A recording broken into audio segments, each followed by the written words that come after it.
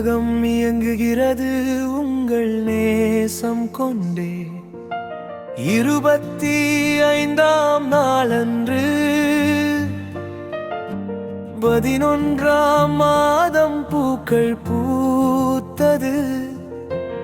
1995ஆம் வருட இருவரின் திருமணம் இறைவனின் நாட்டேப்படி நிகழ்ந்தது. அன்றைய காலம் யார் இவர் என்று தெரியாமல் இருந்தாலும் நாட்கள் செல்ல செல்லவே அன்பு மழைகள் பொழிந்தது.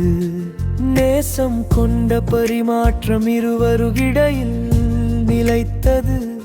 வார்த்தை சொல்லவில்லை, உங்கள் வாழ்க்கை சொல்கிறது. அன்பை அளவின்றி சொல்கிறது.